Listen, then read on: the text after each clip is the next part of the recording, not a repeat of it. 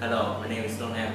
Today I'll tell you the story of big history and how big history is better than conventional history, which help us understand more about the world.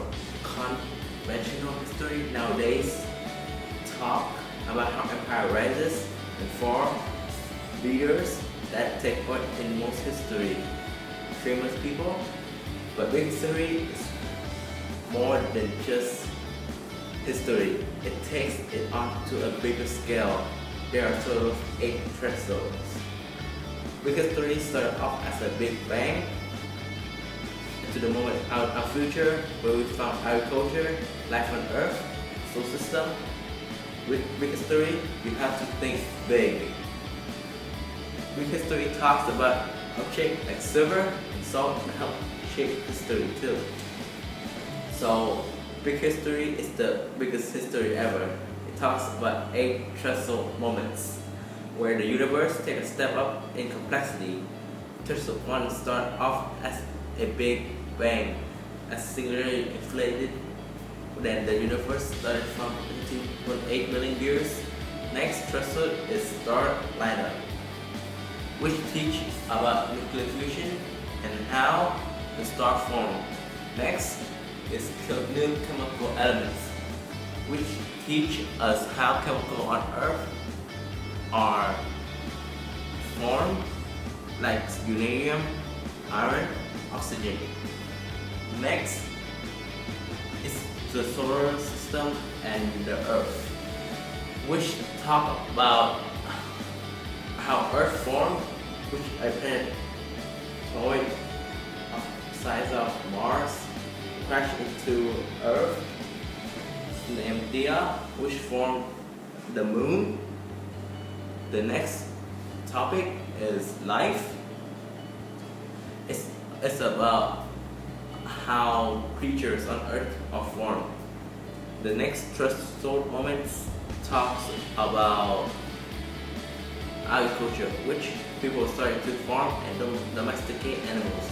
When there was low amount of food left on Earth, so they needed to farm.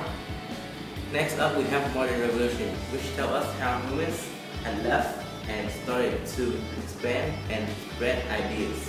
As you can see, our history is much broader and conventional history, where it really tells about the ancient empires and leaders. Learning big history is fun and entertaining.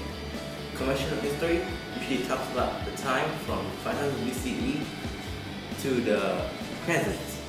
Conventional history time start at 7,000 to 10,000 years.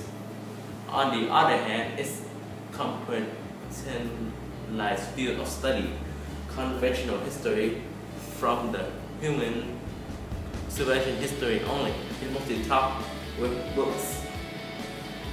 Conventional history is a macro history, only focused on trends and processes.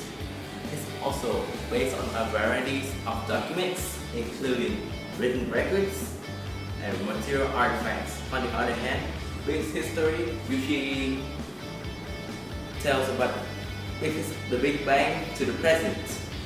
So the time is about 13.8 million years. It's an interdisciplinary approach. It mainly from the humankind within the universe. Big history mainly talk with interactive website such as Chromosome. It's a micro history focused on analogy and metaphor. It's based on several knowledge phenomena such as fossils, ecological changes, genetic analysis, telescope data, etc. Big history was also supported by Bill Gates, and here on his quote, "He really blew me away." Here's also a guy who read across the science, humanism, and social science and brought it together in a single framework. It made me wish that I could have taken history when I was young, because it would give me a way to think about all the school and reading that follow In particular, it applies a lot of commonly concerns. Big histories was now a required standards course for university students. The project was funded by Bill Gates, and from the personal funds, a big history was launched in Australia and United States, which offer a free online version of the course to high school students. As you can see, between big history and conventional history, big history is better and more reliable. If you want to learn history, you should learn about big history, because it's best to learn something that's free and interesting.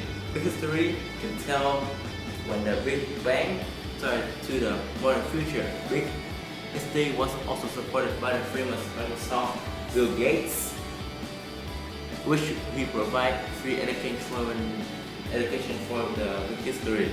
As you see about the big history, it's make a change for the world and help understand the better world.